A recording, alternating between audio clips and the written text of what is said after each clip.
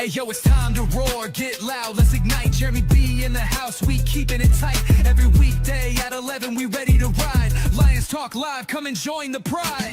Waking up early, it's that morning grind. Tune in to the show, leave the troubles behind. Jeremy B's the king, with the voice like thunder. Every word he spits, it's a lyrical wonder. Got the Lions around, sharp and fierce. When we hear one pride, you can't help but feel your heart pierce. Talking all the topics, keep it real, keep it raw. With a Lions mentality, we're ready for the roar. One pride, it feels right. Jeremy B bringing the heat, morning light. Every weekday at 11, we taking flight. Lions Talk Alive, yeah, we ready to bite. One pride, hear us loud. Jeremy's in the zone, making us proud.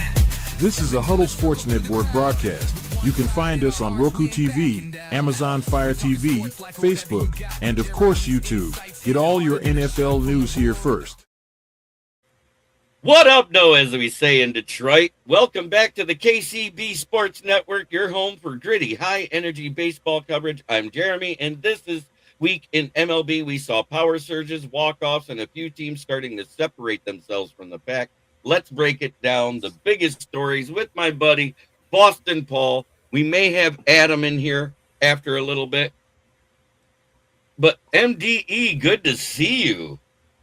MD in the house. How you doing, sir?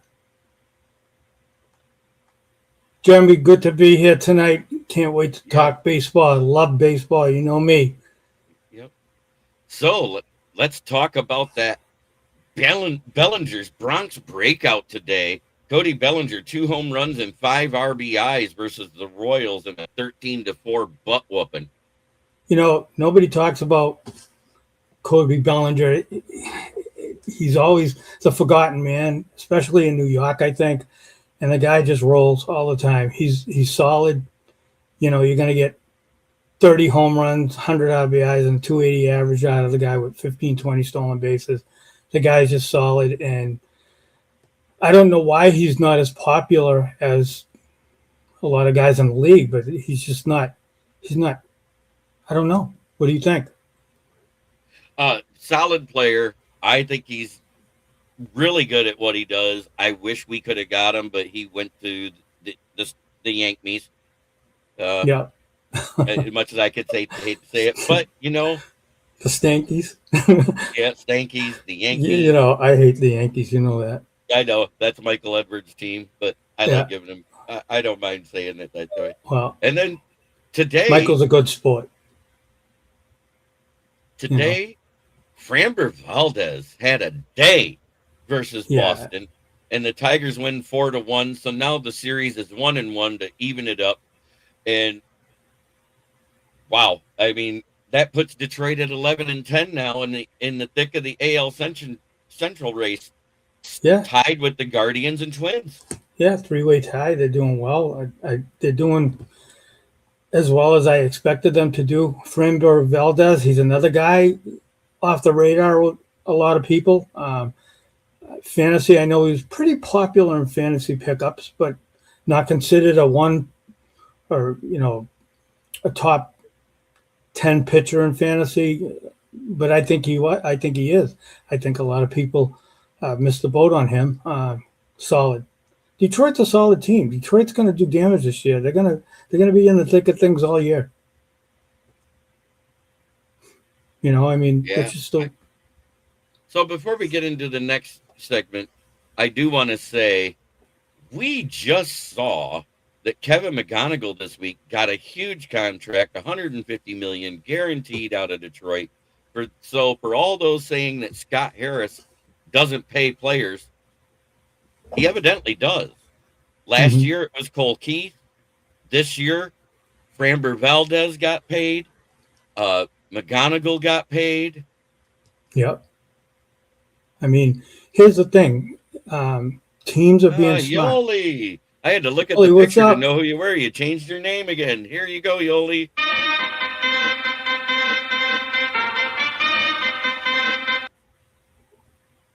Yeah, man. I mean, teams are being smart, signing these guys now. $10 million a year for a few years, 8 years or whatever. 10, some of them 15 years, right?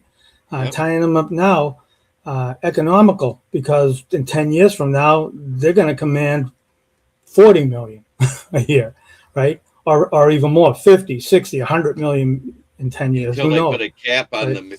until they put a salary cap. Well, we're going to head into that. We're going to head into 2027 lockout. Sorry to say it, but I don't know if we're going to have baseball. You know, this has got to stop. You know, we got to do something about this. You know, and it goes on in every sport, though, right? You know, Yeah.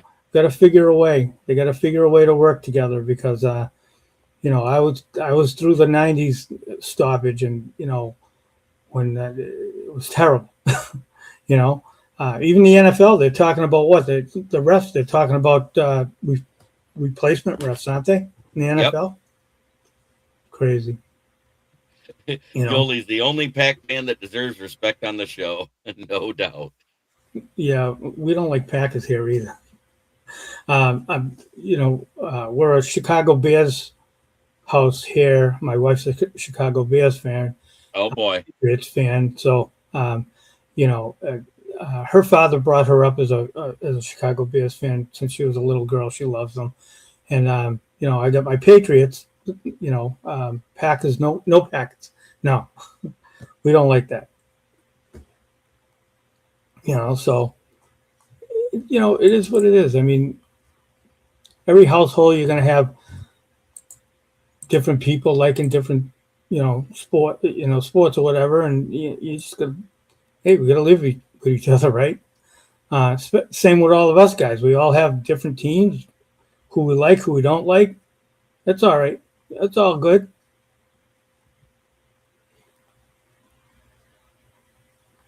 It is what it is anymore. You know, people, you know, every team has rivals.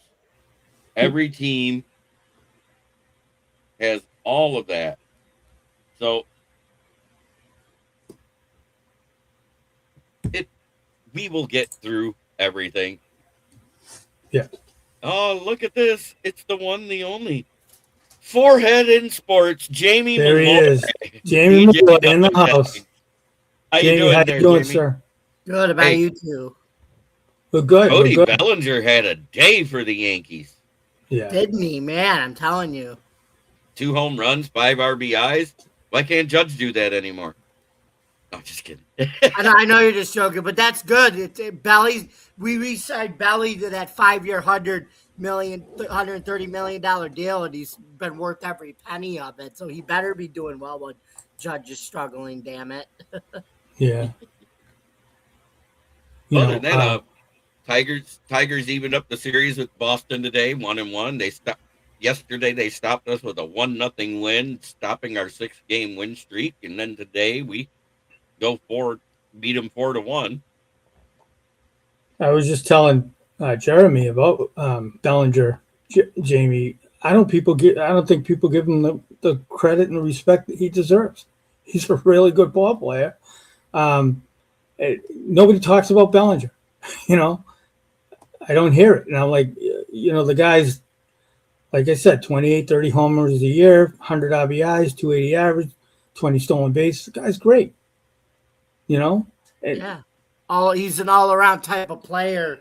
He's the rare type of all-around player that you have when everybody just wants to, you know, either steal bases or hit home runs. Yeah, yeah. And got to give the Yankees credit. They went out, they signed him. You know, the Red Sox signed nobody. The Red Sox have 7 left-handed batters in their lineup because they didn't go out in the beginning of the year, trade one of the few that they could have traded. Duran, they could have traded Abreu, several different players to get right-handed bats, and they didn't do it like the Yankees did it. That's true. You know, and Yankees and the Red Sox, I mean, they're going to have their rivalries. I was saying that last week. I mean, I respect the Yankees. I don't like the Yankees. Don't get me wrong. I'm not a fan of the Yankees, but I respect the history. I respect the ball players and how great everybody was and still is with the Yankees. And I hope Yankee fans feel the same way about the Red Sox. I mean, You don't have to like the Red Sox, but you know, as a Yankee fan, you got to respect the Yazes and the Ted Williams and the the Dwight Evans and the Jim Rices and the Carlton Fists of the world. Exactly. Yep. I think we lost Jeremy there for a little bit, but no, I'm back. I just had to go off. I needed to grab my charger for my phone. Oh, that's fine. That's fine. No big deal. No big deal. I hate when I get that notification. Your phone's about to die, dumbass. Happens to all of us, But Framber Valdez is dealing. Scooble's looking back to form. You're loving your Tigers there these days, aren't you, Jeremy? Hey, I said that they're gonna have bad weeks. That stuff's gonna happen. You know why? It's baseball. It's sports. Somebody's got to win. Somebody's got to lose every game. You're not going to go 162 games and have, a steady go of it the whole 162 games. You're going to have up and downs, ebbs and flows, right? So that's all right. My minimum expectations was 85 wins this season, but I could see them getting 100. It's funny you say that because in my Red Sox report, CBS Sportsline now says that the Red Sox are going to have 82.3 wins this season, so about 500. I'm a Red Sox fan. I disagree. I think 87 and 90. But you said 85. 85 or more. Yep. I think they could get up to 100 if the pitching gets into form. The other pitchers that are struggling at times, Cater Montero looked good in his 2 starts. Yeah, he's solid. He's been solid. They have a tough division. Hey, you look at that. Remember what I said earlier about Bellinger before Steve Bauer showed up? Yeah. I wanted the Tigers to sign Bellinger. Torkelson can't hit with runners in scoring position. Well, Bellinger's a great sign. The Red Sox could have signed him. Michael Edwards says, Jamie Malloy, my young brother, so happy to see your face pop up as the AI analytics of your actual face presence versus your forehead is currently at 22.7 versus 77.2%. You engage by views by girls over 18. Nice. Oh, Michael. So the Central, Jeremy, the Guardians, I think, for the Tigers, the Guardians are the only ones that are really going to give them trouble. I don't think the Twins can hold up. I don't think the Twins are as good as their record is showing. The White Sox are an up-and-coming team, but they're not the Guardians or the Tigers. The Royals, they're okay. They're a sub-500 team. I think you guys are going to be good. I think you're going to finish first. I don't think you're having a problem. Red Sox, on the other hand, they're going to be different. I don't think they're going to do anything this year. It's funny, but Torque, McGonigal, Bierling have the hardest hit balls this season, like the most over 100 miles per hour on the team. Yeah. It's just a matter of time before McGonigal gets that swing to where it carries the wall. Yeah. Because hitting at 100 to 110 miles per hour, the fastest one this year has actually been Matt Bierling. He hit one out of the park the other day at 114. Yeah, he's got some strength. He's got a quick bat, Bierling. Good wrist, quick back, nice forearms. He's got a good swing. I'm not surprised at all, Bierling. I really aren't. I've seen him play, and he's really good. They should play him a lot more than they do. I hope. Has he been starting every game? He started most of the games in the outfield, because we do have Ryler Green, we have Wenzel Perez out there, and Kerry Carpenter.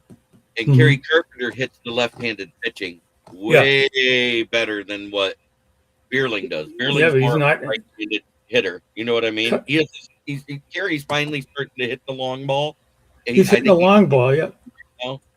He's not his average isn't it? Yeah, his average is sub 200, which this is crazy. Back in my day, I say back in my day, back 20, 30 years ago, if you hit 200, you weren't in Major League Baseball.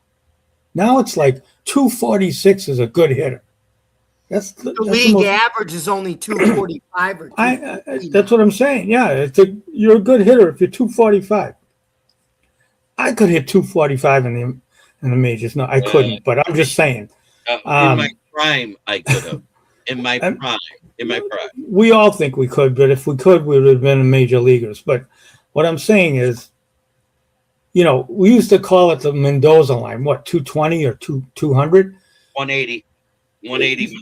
It's ridiculous. It's ridiculous, Jeremy, that half the league is batting like 220. I just don't get it. I don't get.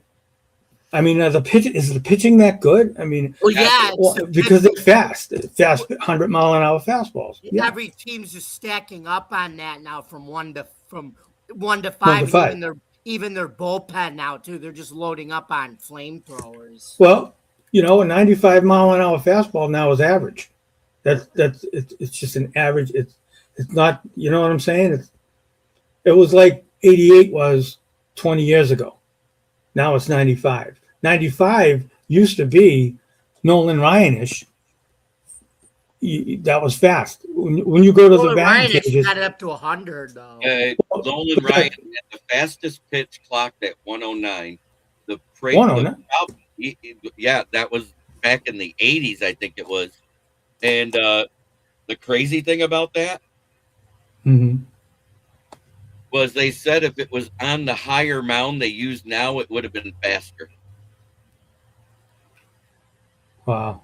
I got to take some time right now to say hi to my friend Danny Fuller, who joined us. Danny, how you doing, sir? He's a Dodger fan, Danny. Yes, Captain Danny. Captain Danny, the Dodger fan. He's great. We got to have him on the show sometime.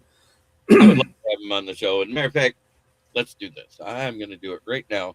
Danny is If you can hop on, Danny, just for you, I'm going to put it in the link. I'm going to put it in the chat. You're able. Come on, Danny. Yeah, come on in. Talk your Dodgers. Danny is great. Danny is terrific in every sport. He's been a coach for 30, 40 years in basketball and football and baseball.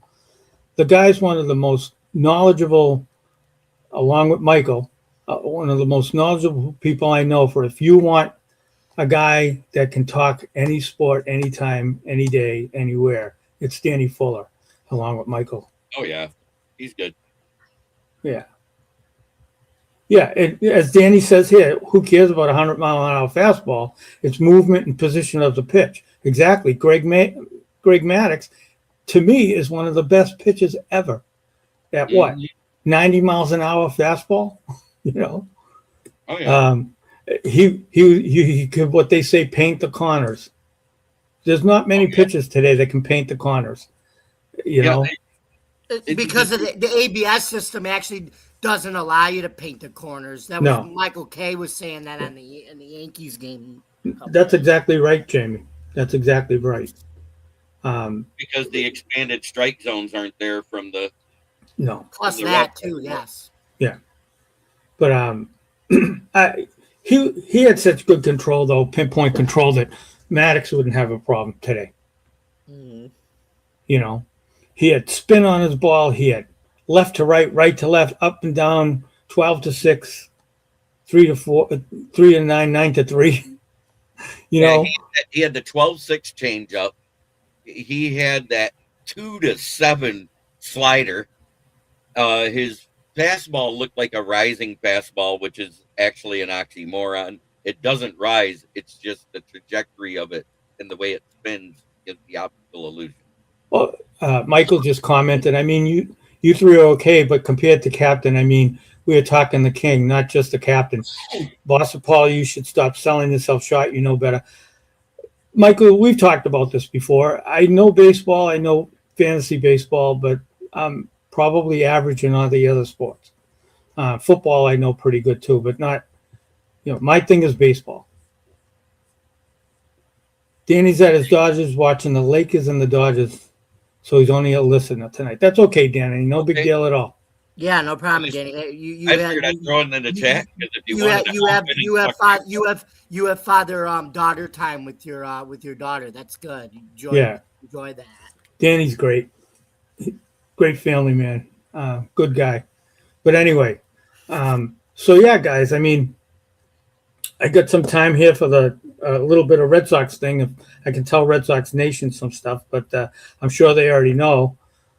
So whenever we're ready for that, I can go over some stuff if that that calls for that. And look at this. We got a new watcher, Christine Hurst. Nice to see you. Welcome in. It's good to have people that are willing to watch sports shows other than just guys because it makes it more well-rounded. Hey, Christine. Nice to show. Thank you for coming on. And as of tonight, the KCB Sports Network is sitting at 679 subscribers. Wow, that's really good. That's going up and up. That's really good. I think it's Jamie. Oh, yeah. Thank you, guys. We're doing great. We're talking Jamie. By the way, Jamie, love your writing, by the way. You're awesome. Hey, thanks. Appreciate it. Jamie is a Buffalo writer for Buffalo Bills and Sabres, and he's terrific. One of the best reads you'll ever read. If you guys didn't see, I posted a story about wondering if the Bills are going to keep Mr. Brightside playing in the fourth quarter at the new stadium because they've been doing that for the past few years with Dawson Knox and Dalton Kincaid were the ones who wanted them to do it. Oh, I didn't know that. And then, Jeremy, you're familiar with that because the Michigan Wolverines do, the student section does. Buffalo's picked that up the past couple. The Bills do it now at the beginning of the fourth quarter. We all sing Mr. Brightside. Yeah, Michael, you're quite the writer yourself. Don't sell yourself short either, Michael. You're a great writer. Michael. Yes, amazing writer. I'm sure Michael's a diehard Wolverine to know about Mr. Brightside in the fourth. You think, right? Oh yeah. Because I don't think because I sent the article to him asking if the Bills should keep it. I want to get his perspective, being a fellow Michigan Wolverine, because obviously Michigan claimed that first. Oh, thank you, Christine. Thank you for subbing. So now we're at 680. Thank you. There you go. We got to get 1,000. Yep. Because 1,000 is the threshold. Let no podcaster ever tell you anything different. The reason why that is, 1,000 is when you start getting the monetization offers from YouTube. Oh, it's 1,000. Okay. Yeah. Why did 10,000 stick in my head? Is that too? Maybe it is. I thought you got to have. I think I got to have a total of 400,000 views, and I'm already sitting at almost 200,000. So I'm well on my way. Mm-hmm.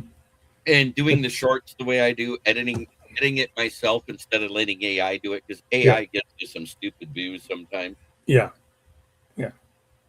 If you can do it yourself, you're better off. It's just time consuming. So I try to set them up over the weekend and then release them the next week. Well, look what happened today, though. I mean, you pulled the double. So sometimes you can't do that, right? Yep. And I mean, that's just the way it is. But I mean, you can do it yourself.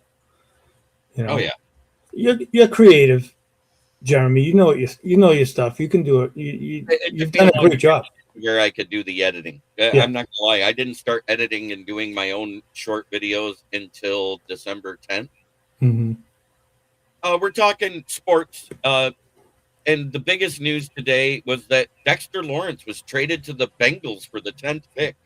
Yeah, I saw that. That actually makes sense. Good football news. As much as would have been good for the Bills. They didn't have the money to get them, so I wish them luck. Right.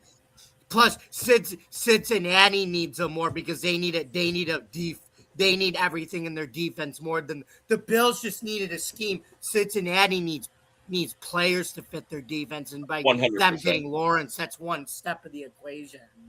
Yep.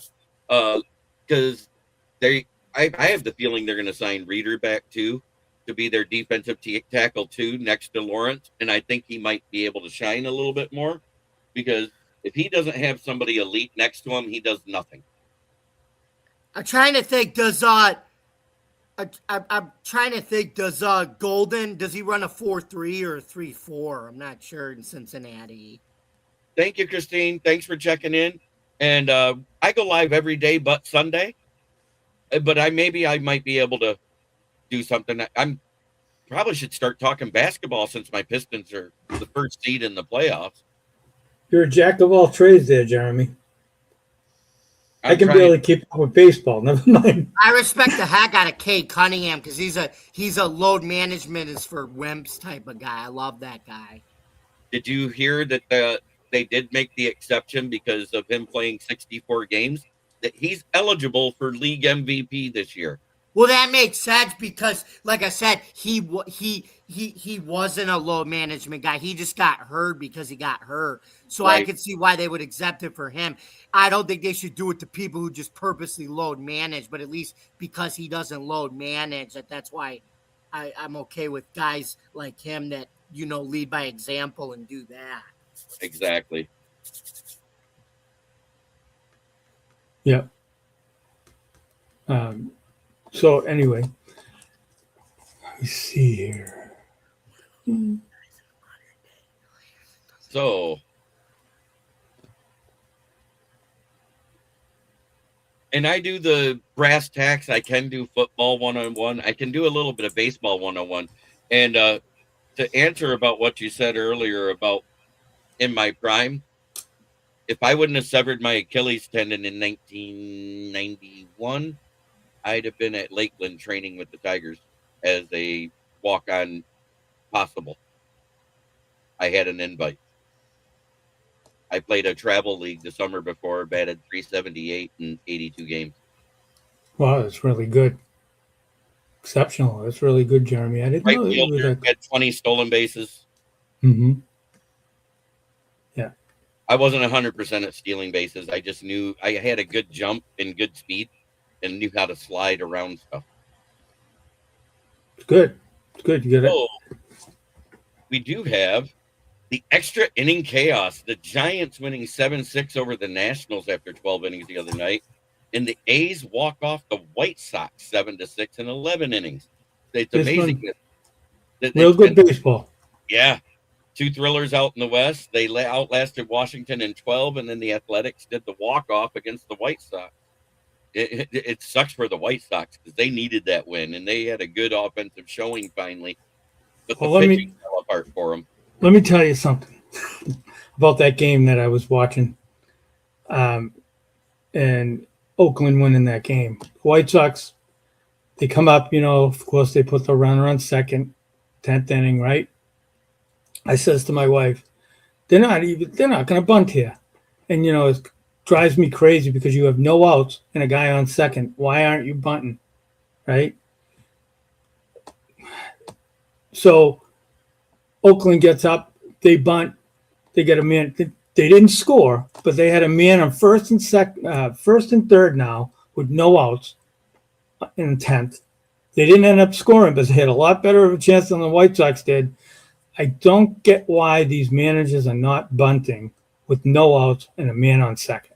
Just get somebody over. That's all you got to do. You get them over, you move on to the next. You might win. Jeremy, you get them over to third, right? Yep. All you need is a fly ball to the fly up to score him. You know what I'm saying? Yeah, they can play in. Okay, fine. What the infield will play in, but all they need to do is pop it over the infield, or hit a fly ball about 10 feet in front of the warning track, and it's a win. It's a one game. I don't get it. I don't like analytics. Yep, That's a whole other story. Of the bunt, the analytics of the bunt, it is very hard to pull off a bunt. But if you got a guy that knows how to do it, especially down the first baseline, and you get it to where it bounces in between the catcher and pitcher, you don't care if the guy gets out at first. Well, it's the guy going from second to third in extra innings that's important with no outs to one out. You know what I mean? Well, I don't understand one thing. If I'm a manager, maybe it's because I'm old school, I don't know. But every single batter in my lineup would know how to bunt. every single one of them, because that's how you win ball games. You know, and you can have analytics, and this guy can do this guy can do that. We got to do this in this situation. Got to bunt. You know what I'm saying? It's fundamental baseball. Everybody should know how to bunt. When you practice, you know, NBA, they practice free throws. They practice free throws all the time. Why aren't ball players? They get in. I've seen it. They get in the cage. Yankees were doing it this week, Paul. When they were struggling to hit, they actually practiced bunting off the machine. They Good. practiced They bunting should. to work on small Yes, balls. and They but did it. Sorry. No, go ahead. I'm sorry. What they do though is I've seen it. I've been to games where beforehand where I'm watching batting practice, and they get in, they take one bunt, and then they start hacking away.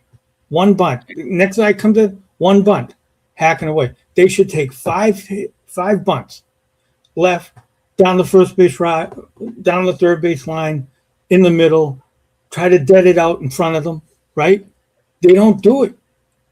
It's not done, and it should be done. And I can't. I don't know. My brother Robbie would say the same thing. Because in the modern era, chicks dig the long ball. That's what it's about. It's about the optics. And everybody wants stats when they get to the pros, because it's like and you say this, Paul, like you go through little league, you go through all this time, you go through college, and you go through little league, you go through middle school, you go through high school bunting, and then it's like you get to the MLBs, and like it's all about, you know, everybody wants to. Then when you get to the MLBs, it's all about stats. Even though you go all through all levels of baseball bunting, it's just amazing how that is. Yeah, it's all strength. You know, it used to be taught right after you got off the T-ball into the Pee-wee and midget leagues. That's where bunting used to be taught, and it's not being taught now. Yeah, what's being taught is plate discipline, strike zone, but not how to hit. And well, it bugs me. No, you know how many players? It's just ridiculous to me when, you know, they scout, and they scout for how big you are, how tall you are, how fast you are. Mm-hmm. Not how smart you are up here. Not how you know baseball. How big and how tall and how fast. You know, my nephew was really good. My nephew Christopher was a really good high school and college player. He was on the small side, and I think it hurt him because he was on the small side in terms of scouts. That equals recognition. Money fundamentals can be dang. Let's all learn how launch angle will benefit us to the max. Baseball has lost its heart, and it's the essence of the game, and it's sad. I agree. Bingo, Michael. Mm-hmm. Bingo. You know, it's just, you know,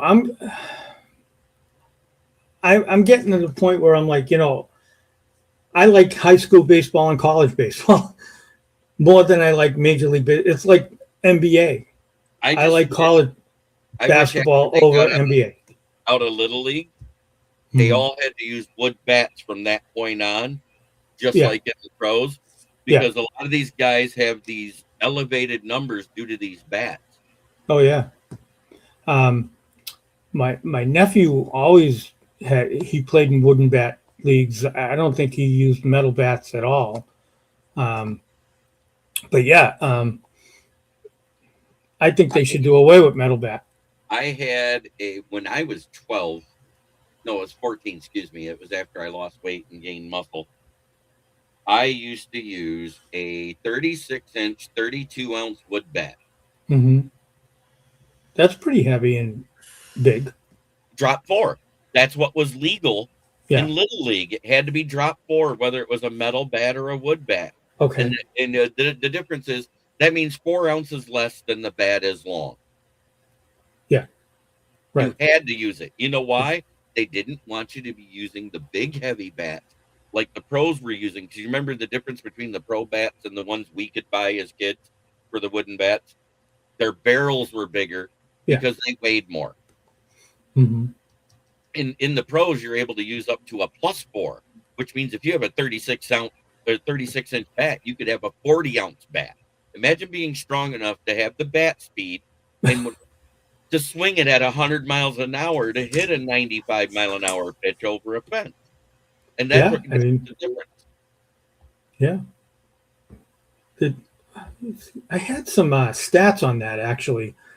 I read the other day that the average, do you guys know what the average bat speed is when somebody swings a bat? What the average bat speed is? I'm going to say probably about 93 miles an hour. The exit velo, it's way over that. Are you talking about exit velo or not? No. I'm talking when somebody swings a bat, what's the mile per hour on it? It's probably, I'll say not 90 or maybe 100 probably. Nope. You'd be surprised to know the average is 75. And the strongest player, I believe it was the Yankees outfielder there. What's his name? Giancarlo Stanton, 81 miles an hour. Wow. Yep. That's a pretty. I thought it would be higher. I really did. I thought it would be like 90s or 100, but no. I was reading the other day. The average is 75, and guys like Judge and Stanton like 80, 78, 80. Wow, that's crazy. Yeah, it is crazy. I thought it would be faster because of the exit velocity, but that also, that exit velocity is a little bit skewed because a lot of those players are using the torpedo bats now. Yep. Which is basically a bamboo wood composite. Yep. And it's more reflexive to add speed to the baseball, if you know what I'm talking about. Or it's almost unfair. Yeah, like I told you, George Lombard Jr. Is playing in Double-A for the Yankees, and his exit velo is already up to like 113 miles an hour. He had a 97 exit velo in high school when he was drafted by the Yankees. I'm sorry, my camera went out there for 97 exit velo for a high schooler getting drafted. Imagine that. That's crazy. George Lombard Jr. did. Okay, so let's get into the fantasy side of things.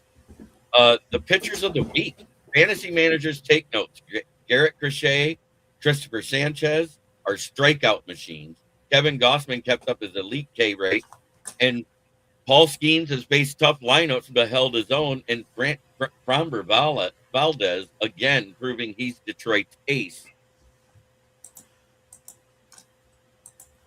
On the subject of that, on fantasy too, with pitching, you guys know what streaming is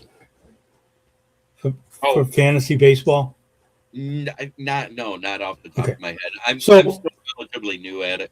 So you have all these great guys like Scooble and this one and that.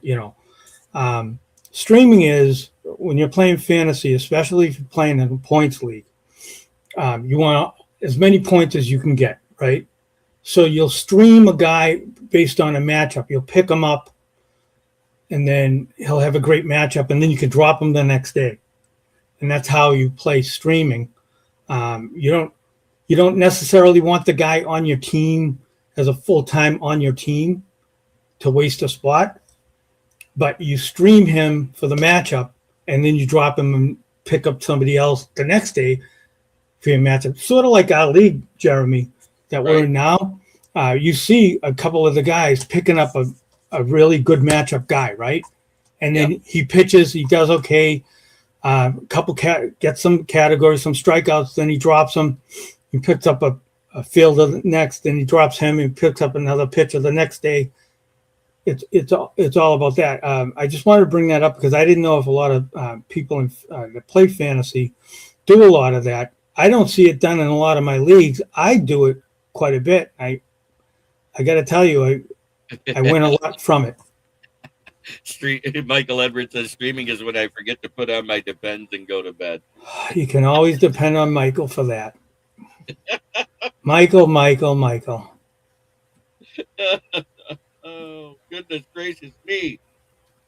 But yeah, for instance, you wouldn't necessarily have Montero on your team as a pitcher at the beginning of the year, right? Nope, but I looked for him and he was already gone. Did you grab him? So I don't. I picked him up and I streamed him and I dropped. He had a great game. I dropped him for another player the next game because I needed strikeouts. He got me 6 strikeouts. I was happy. I'm like, okay, now I'm going to go. He's not somebody I want on my team right now until he gets more consistent. Right. And once he's consistent, yes. But if he's consistent one game and not consistent in the other, So I'm not going to keep him. I'm going to ask because Justin Verlander had 2 starts. He struggled in the first one. Yeah. And in the second one, he was struggling and gets hurt. With the way Cater Montero has pitched his last 2 games, would you consider moving, instead of Flaherty, moving Verlander to the bullpen as a mid-reliever? Probably not because he's really never done it. I don't know if he'd want to do it. What I would consider is a 6-man rotation. I know. I said that too, but we got Jackson Jobe coming back sometime in May too. So I would not be surprised if Flaherty or Verlander ends up as a mid-reliever. Yeah. Michael makes a point, which has happened to me 100 times too. He picked up Senga as a streamer, but he burnt me. I'd rather be flying blind and not rooting for a bum on the street than taking a flyer on a whatever he said. But it can burn you too. But it's a strategy for you guys out there in fantasy that you can use if you need a category or 2 or 3 or 4. Or if you need points, pitchers can rack up those categories and points really quick if you know how to pinpoint a good matchup. If you're good at that, if you're not so sure of a good matchup, go to these betting sites and see what they're betting on this pitcher or that pitcher. Mm-hmm. That'll tell you if he's got a good matchup or not. You don't have to bet on them. But you can see where the betting's going, and you say, okay, well, it's really likely this guy's going to be really good. I can pick him up on the cheap.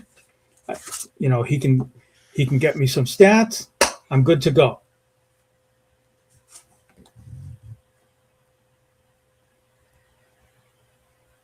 But Verlander, I'd keep him as a starter. That's where he's most comfortable. Don't rock the boat with Verlander.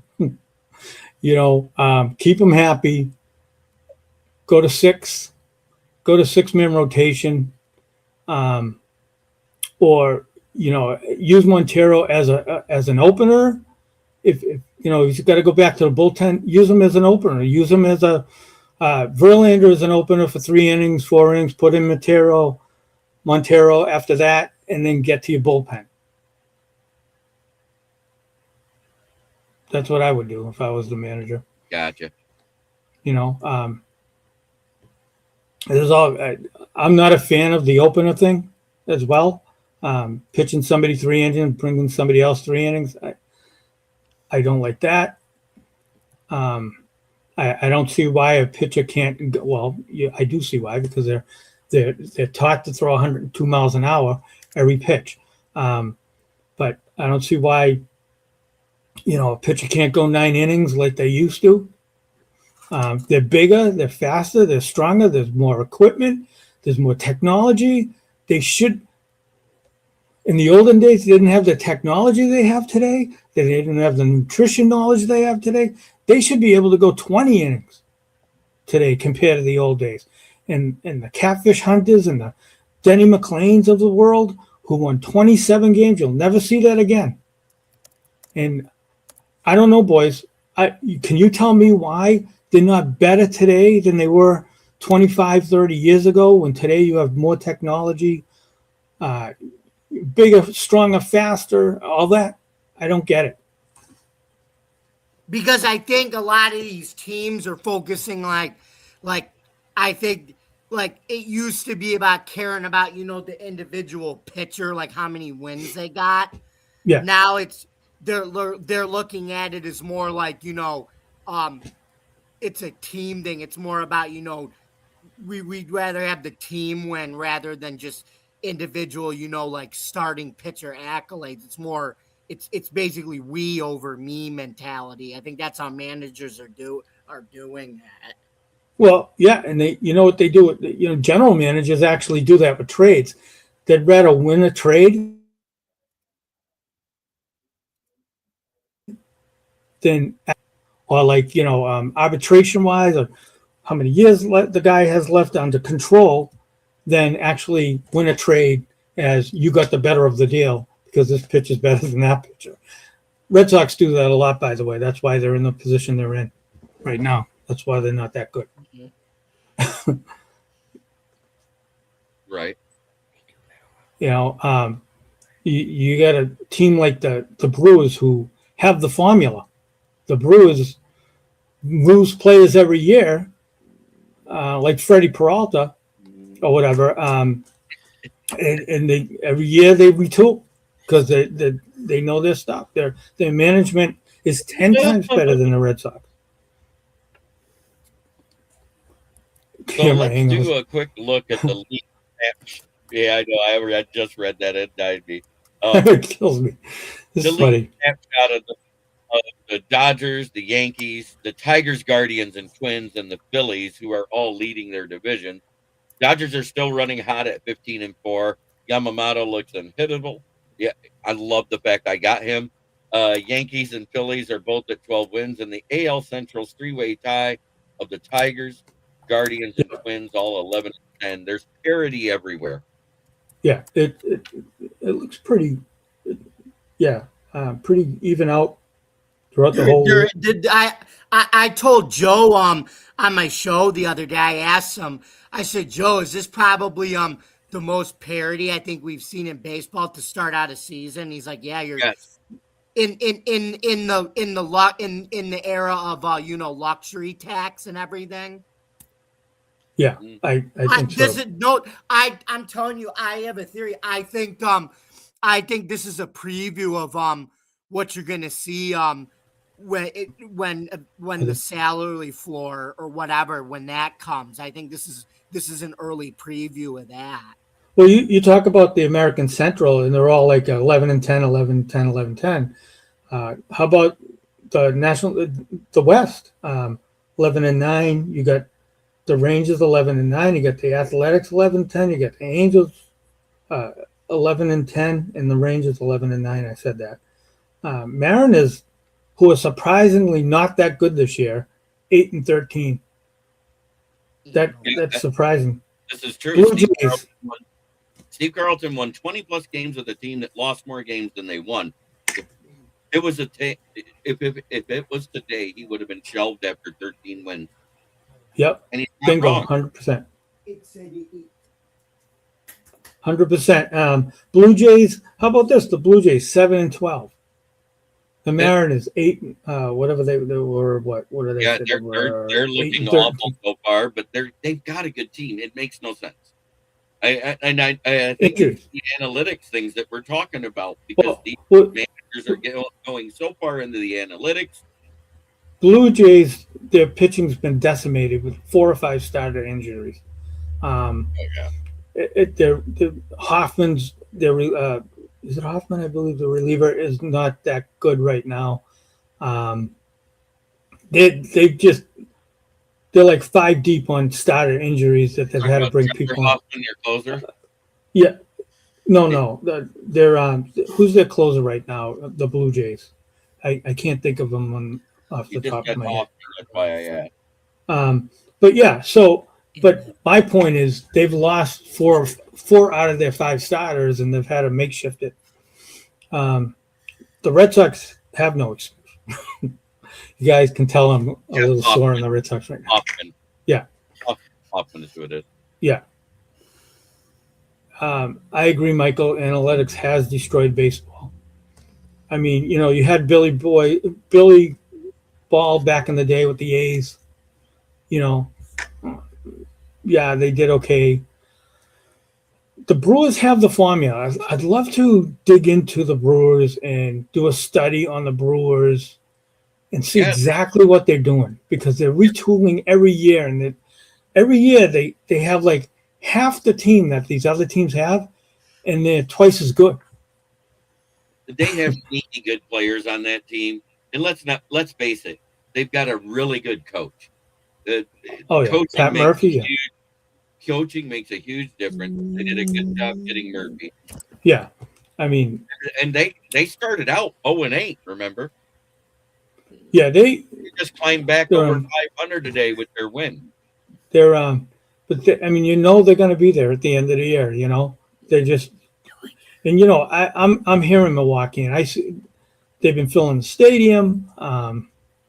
Baseball's back. People here love them. I mean, it's just a good atmosphere right now with them. And I'll tell you, if we go into a strike, a lockout, baseball's dead again. It can't happen. It Right. can't happen. What are they going to do? Bring back the steroid era again to bring baseball back? I mean, what are they going to do? Yeah, that's what brought it back the last time in Well, '98. But who wants that, though? I don't want 1,000 home runs. You know what I mean? I mean, We're already getting that now without the roids. Yeah, well, strength. It's conditioning, it's strength, it's, Well, right trainers now, are better. all athletes, no matter the sport, are bigger, stronger, and faster than we've ever seen. Yeah, they are. I made that point earlier. They're very, in any sport, any sport. Which that actually leads a lot of people saying they're bigger, faster, stronger, and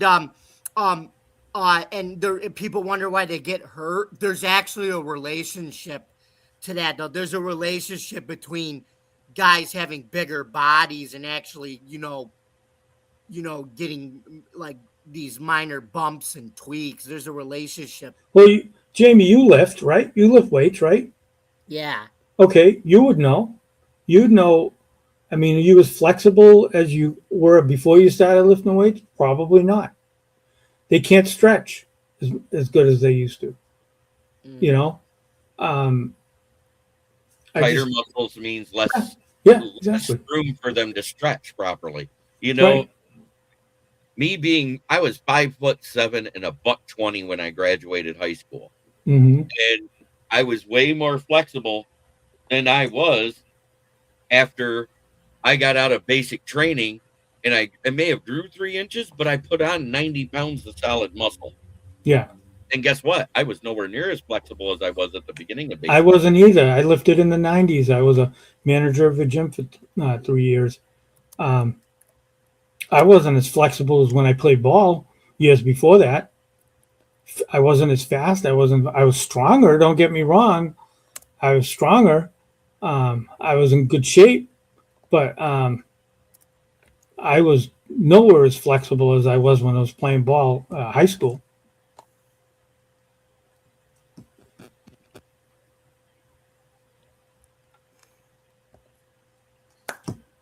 Thank you, sir.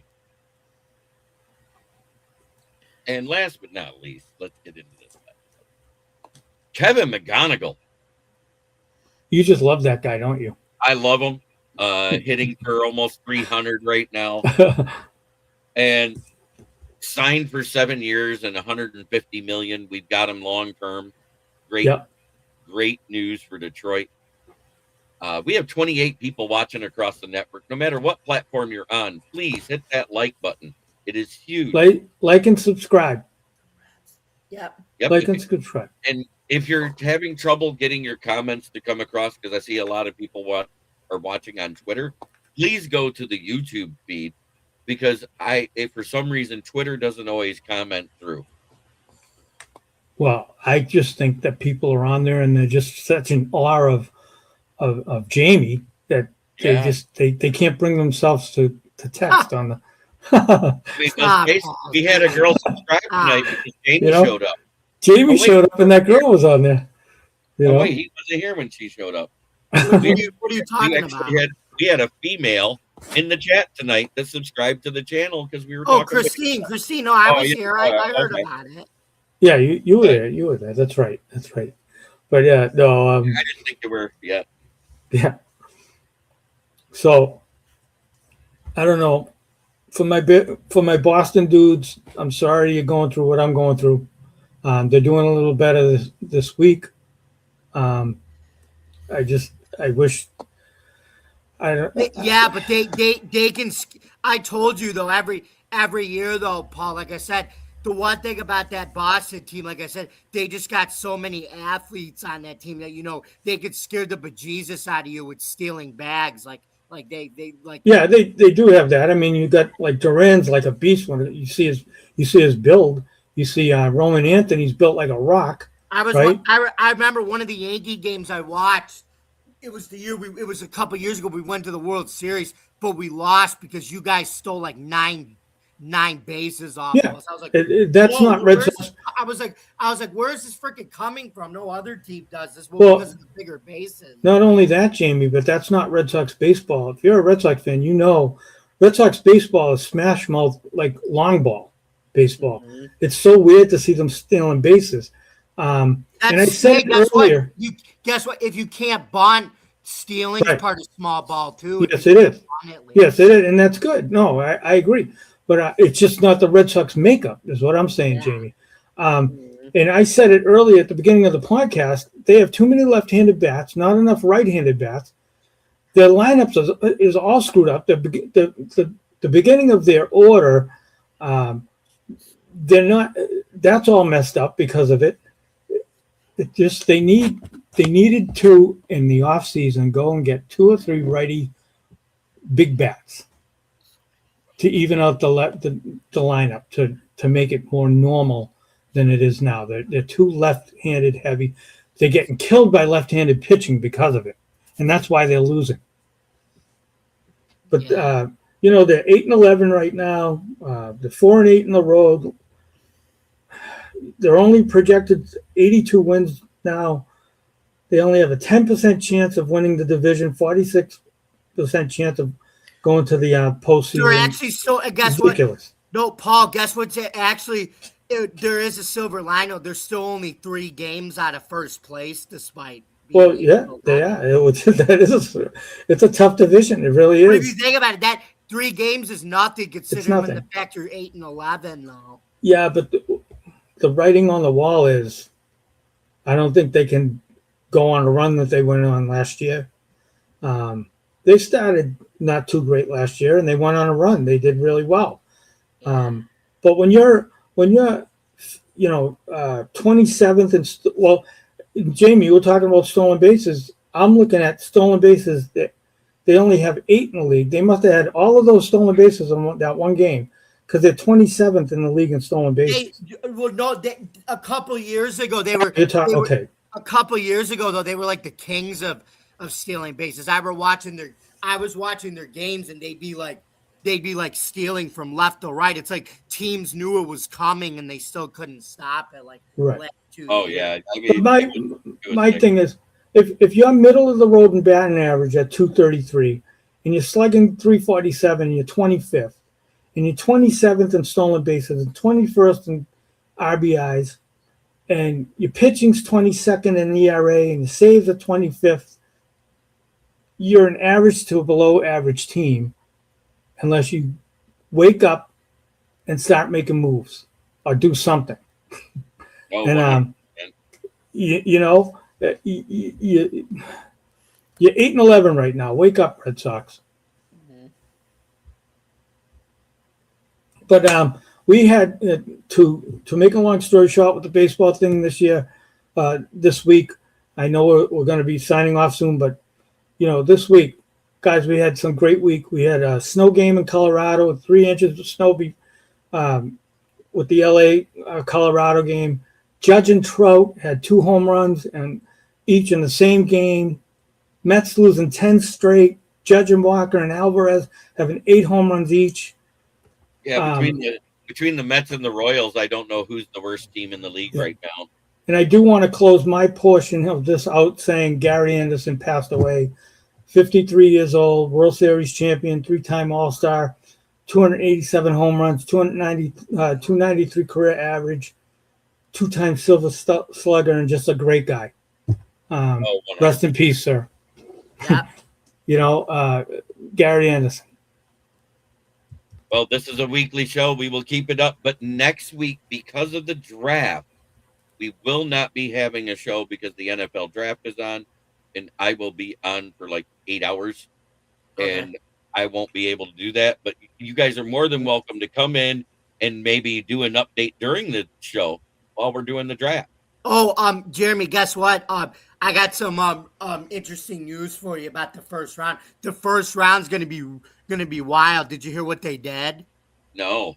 They reduced the amount of time to how many teams can pick in the first round. They reduced it from 10 minutes to 8 minutes now. So it's going to be even wilder. So now maybe they won't be punishing teams for turning in their ticket too fast. So that's happening this year, Jamie? Or it means like you gotta be a lot quicker on your feet. It's like, okay, do I want to take this guy? Do I want to make a trade? But you got to do it a lot sooner. You can run you could see a lot of picks being missed because of that. It's gonna be a little more dramatic with that. Jamie, I was looking at a stat real quick about the rest. I apologize, but I didn't catch that first part. You said they're going from 10 to 8 this year? Yeah, in the first round of in the first round of that. In the first round. Yeah. Okay. Speed it up a little. Wow, cool. That's awesome. Which means that day 2 has the exact same speed as day 1 now, because that was always 8 minutes. And that's great because it'll make it go from a 4-hour spectacle down to 3 hours, if you think about it. Yeah. Yeah. Thank you, Michael. You have a great night too. All right, I want to say what I always say before, and I'm going to do it this way. Try every day to be a better person than they were the day before, because that's the only way to make the world a better place. Paul, tell everybody where they can find you, Boston Paul. Can find me right here, and I'm just a guy that loves baseball right here. I may be doing my own podcast maybe in the future, but that's not decided yet. And just get my feet wet on this network and smoking Jeremy B's network here, and I appreciate you guys having me on. I appreciate you being here.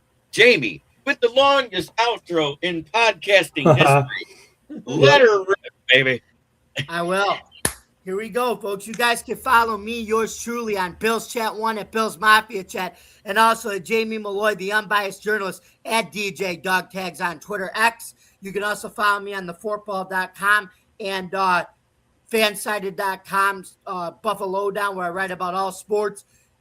Every Tuesday night at 8 o'clock Eastern time, me and Joe Dalio are on Driving to the Top Productions, where we do our Subway Conversation Chat. We just finished episode 4 of season 3. Next Tuesday will be episode 5 of season 3, so make sure to catch that.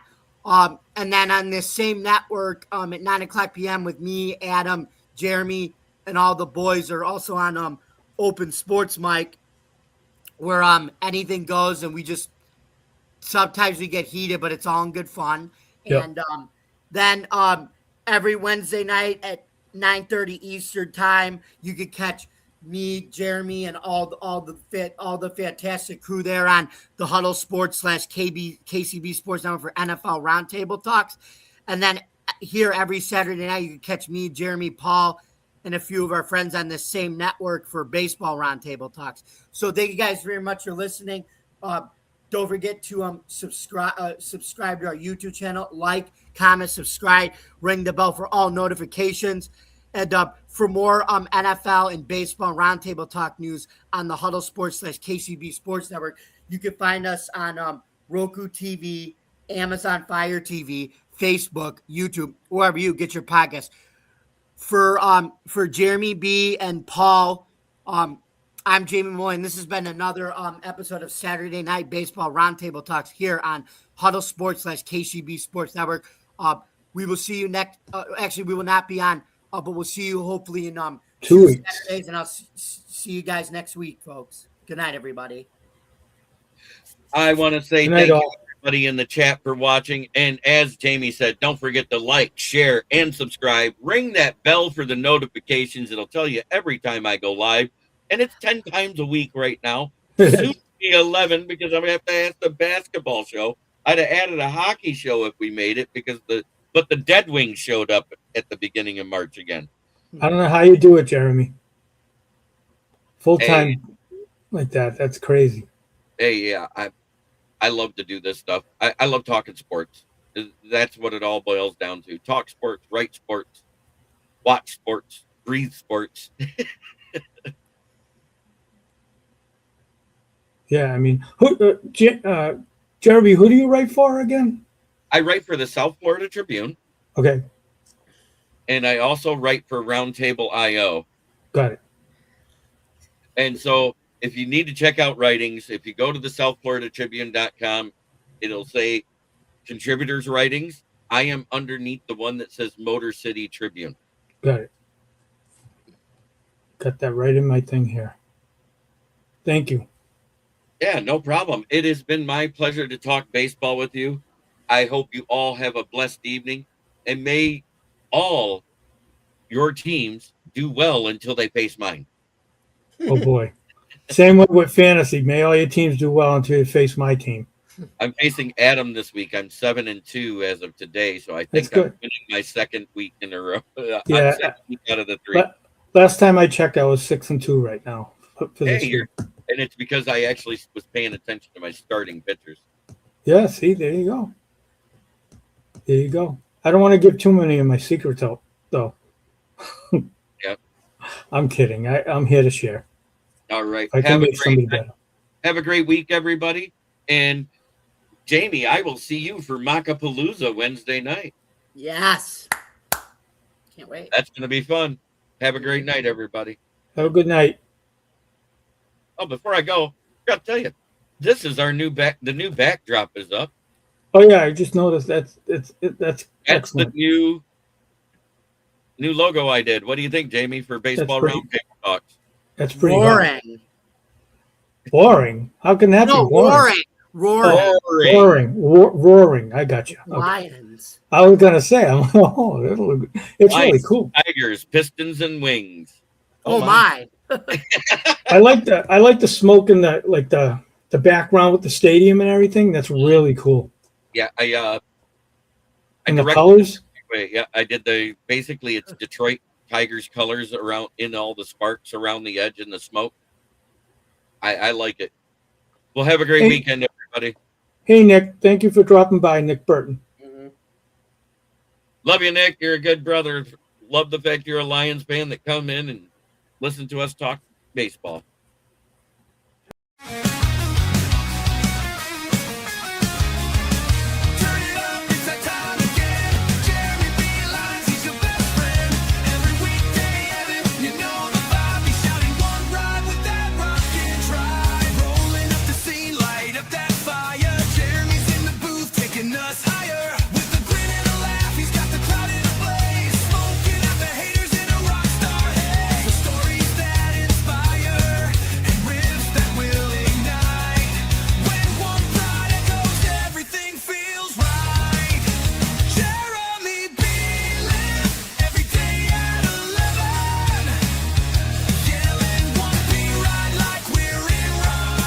This is a Huddle Sports Network broadcast. You can find us on Roku TV, Amazon Fire TV, Facebook, and of course YouTube.